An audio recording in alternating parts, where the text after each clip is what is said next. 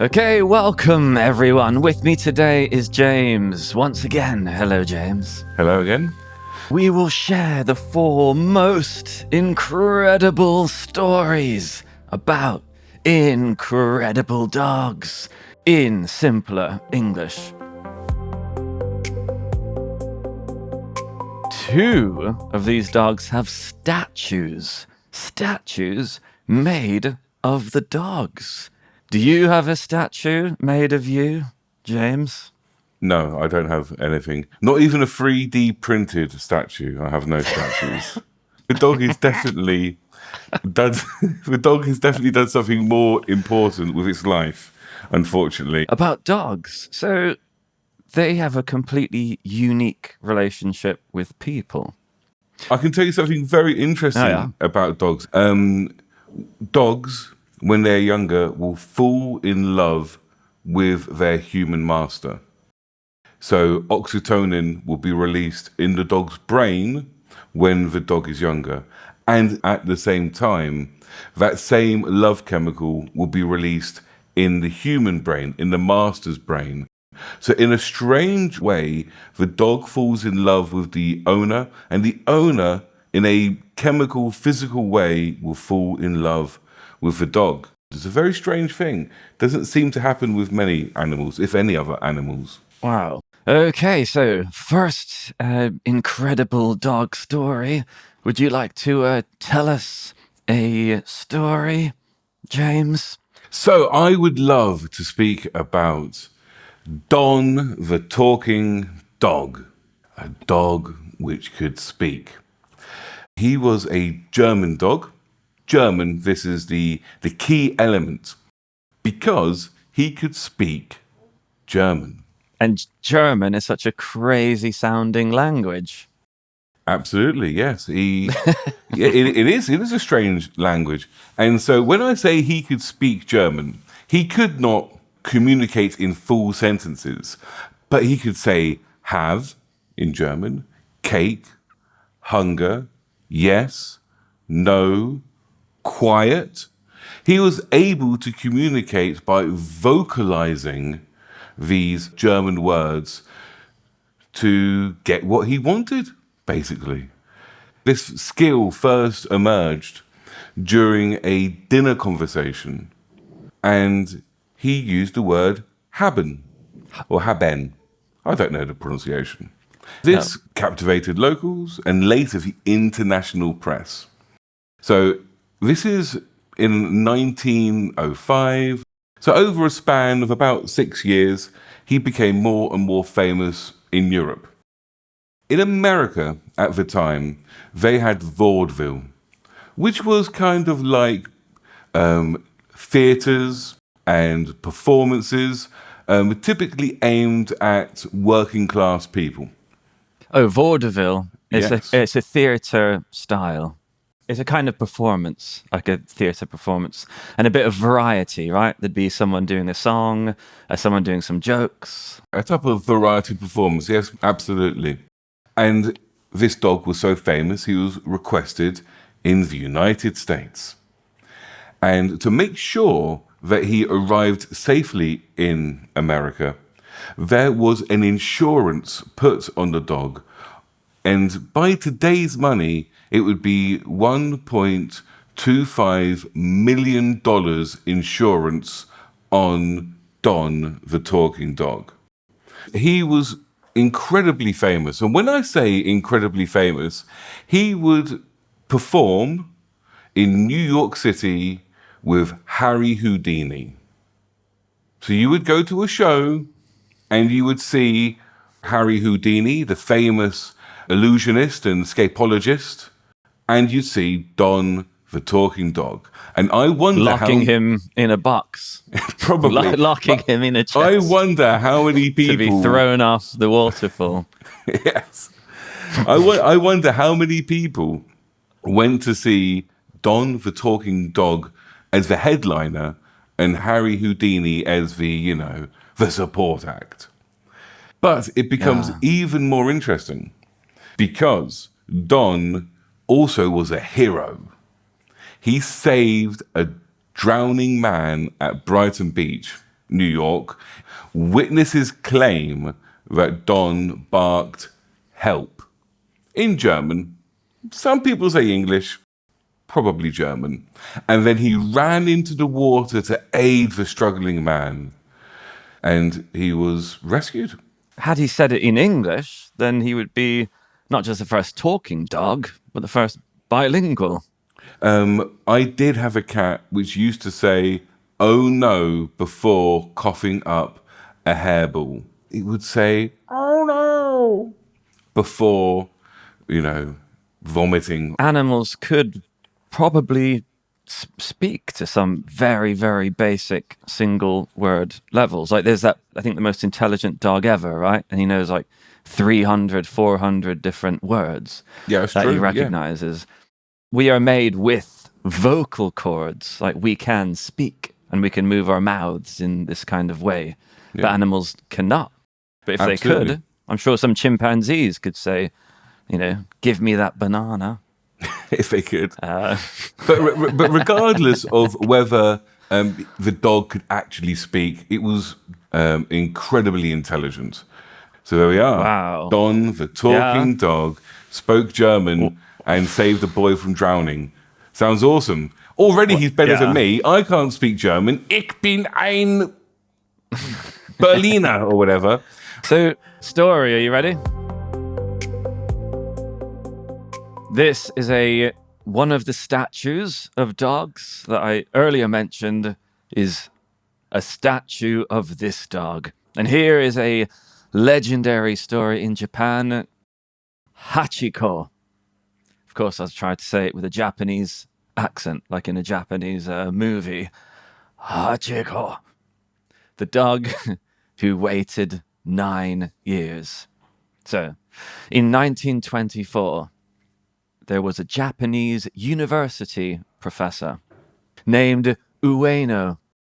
Ueno had a puppy, and the puppy's name was Hachiko. Every day, Hachiko walked with Ueno to the subway station, each morning walking together. And then the dog, Hachiko, waited there at the station for his owner to return.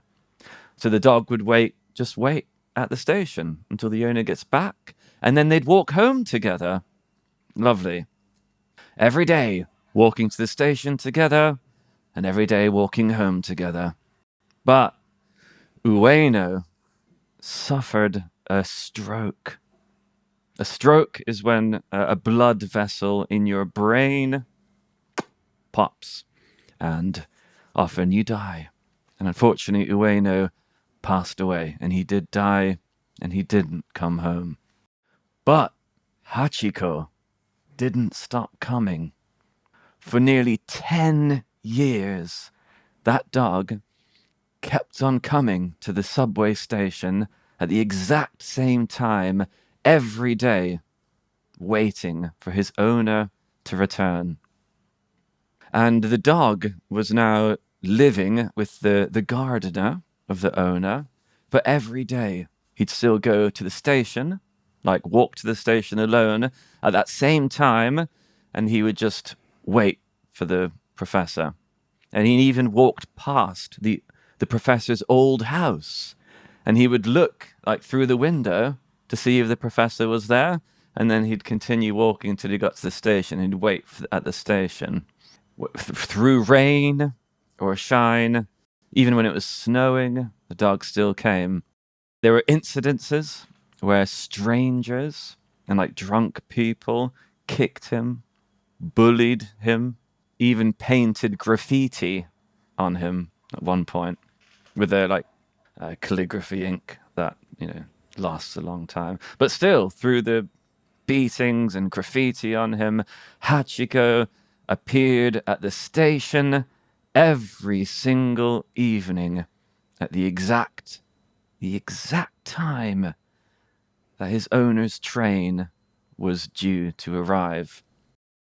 Then, a former student of the Professor Ueno, Hachiko's old master, the student started to notice this and started writing articles about the dog. And these articles became increasingly famous around Japan. And then Hachiko became a national symbol of loyalty and faithfulness. And people would travel from all around Japan to come see Hachiko, like waiting at the station. And he actually became a tourist attraction while he was still alive. But in 1935, he passed away. Like they found his body in an alley, kind of like on the way to the station. He was just a very old dog at that point. And today, outside Shibuya Station, so Shibuya is the busiest station in Tokyo, and that is where the story takes place. So you might know Shibuya Crossing, James. I do know Shibuya Crossing, absolutely. Most people have seen the crazy video images of all those like hundreds and hundreds and maybe over 1,000 people crossing, right? It's so busy. It's the busiest crossing in the biggest city in the world, right? And there is where the story of Hachiko was, and a bronze statue is there to this day. Fantastic. Yeah. Well, it's amazing, the dogs and their loyalty. It always reminds me of Argos from the Odyssey, Homer's Odyssey. About Argos is a dog which waits in Ithaca for his master to return. And when he finally sees his master again, he is happy to die. And it's this amazing element of like faithfulness and how dogs will be so incredibly loyal. And you see this again and again. Like, I mean, there's countless videos out there of like a soldier comes back from service, or a dog hasn't seen their master for like a year, 2 years, and the dog just goes insane. And even if you have a dog and you go for a walk or you go shopping and you come back, the dog just goes absolutely crazy. Like it just like runs up and down like your body, like leaping up and down. It's like such like a natural joy.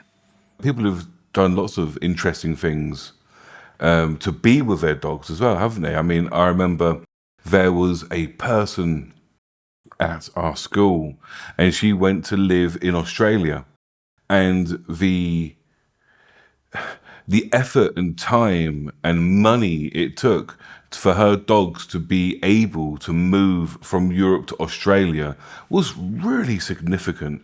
It was like a month's long procedure.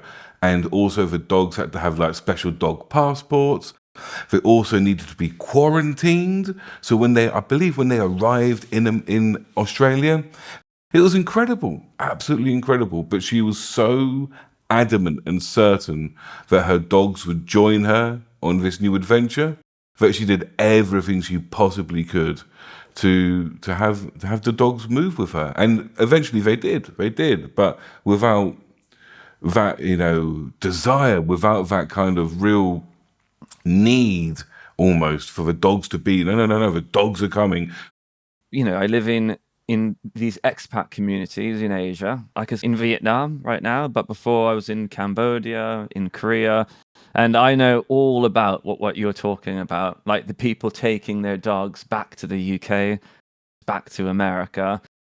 Some people here are backpackers or, traveling like on a budget, or, I mean, they don't have much money, right? Lots of Yeah. We're not here, rich, absolutely not, no. But they'll spend whatever money they need to get that dog crazy back to the amounts UK. of money on the dog. I'm not joking. Like for them, it's like a year of their savings. Thousands of euros to get it sorted.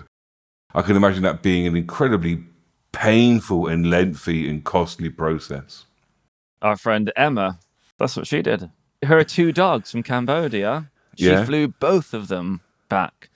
One of them was in the second half of its life, maybe the final few years of its life. Wow. And one of them is a street dog from Cambodia.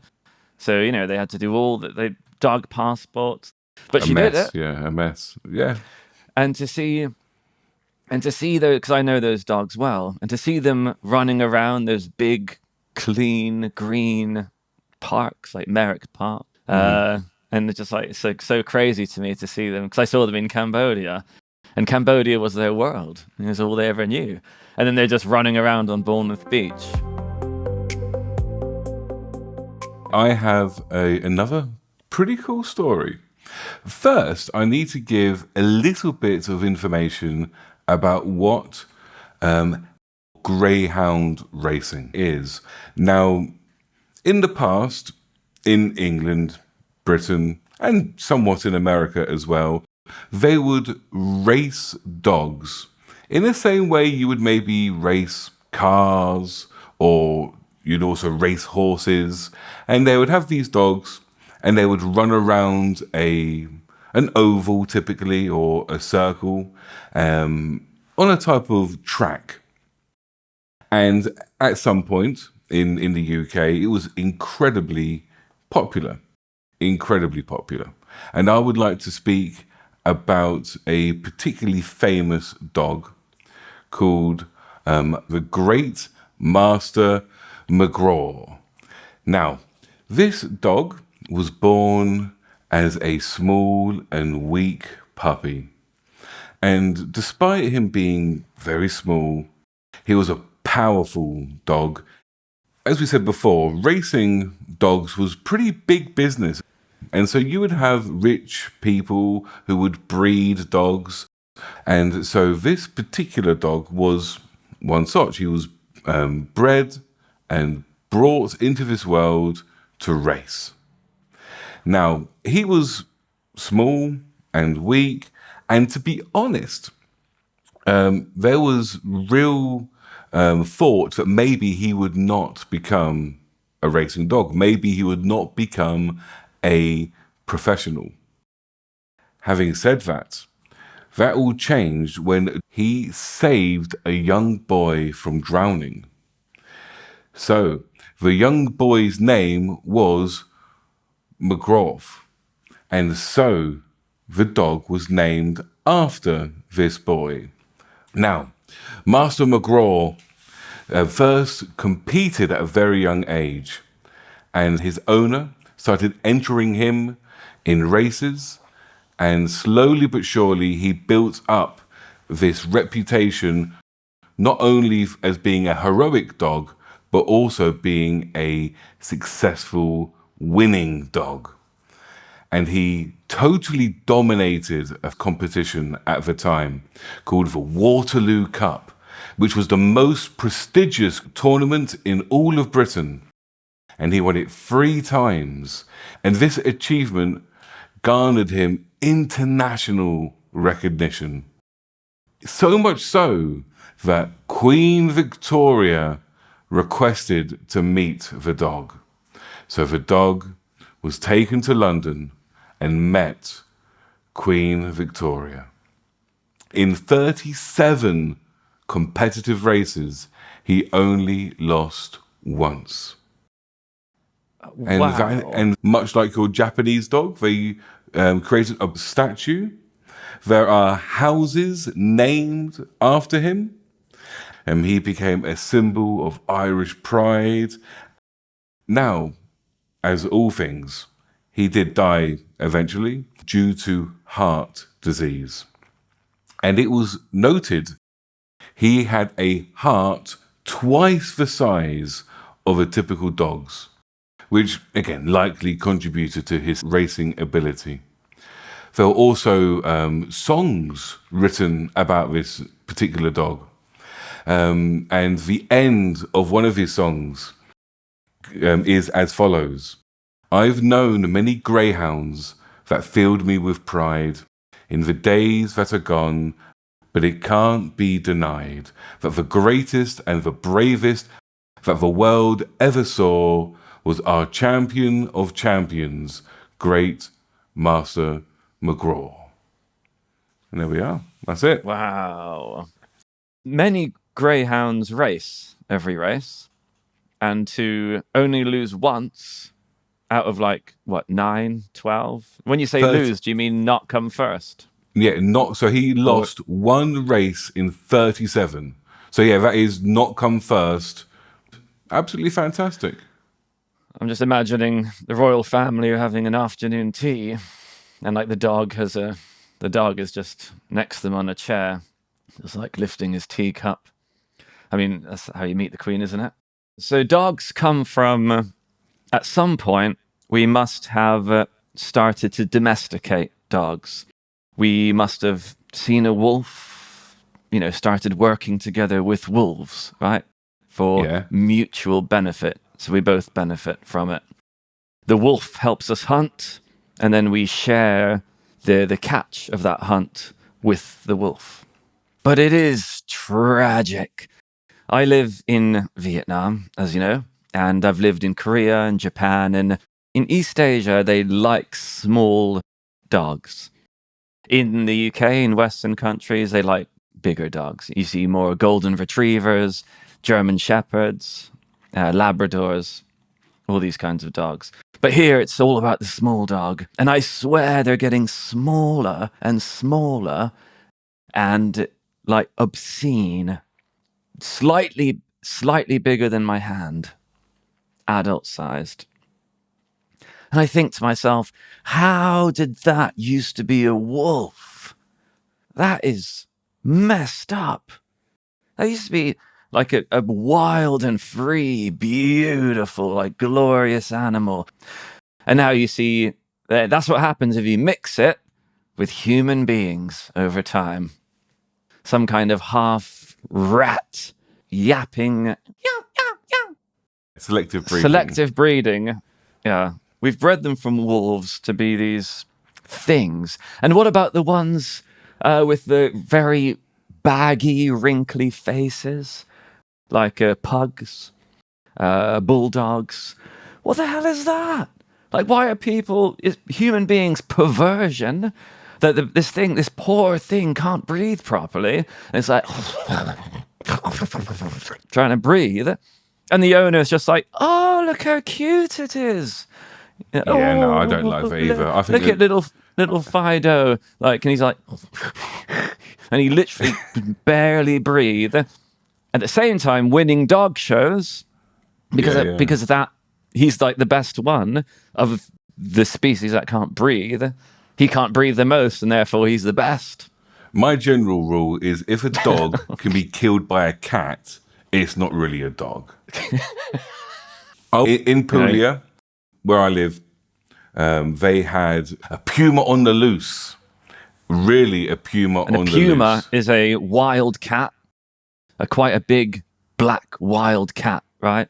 Normally they're in zoos or the Amazon, right? And so this cat was regularly seen. And so it wasn't a fantasy, it was seen. And the police had to hunt to find this cat. And no one knows really where this big cat came from.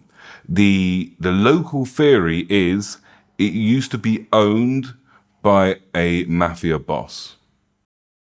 Mafia bosses in Italy will sometimes will buy like exotic animals, and that is the rumor that this animal escaped from this criminal compound and just hung about in the area.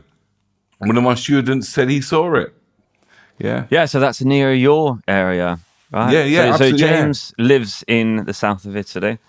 Yeah, wow. It's true. And this puma is still, they haven't caught it. It's no, they did catch it. Oh, wow. So it's real. No, it's a real story. No, they found it because it was like, I don't know, catting around. They found it. Catting around.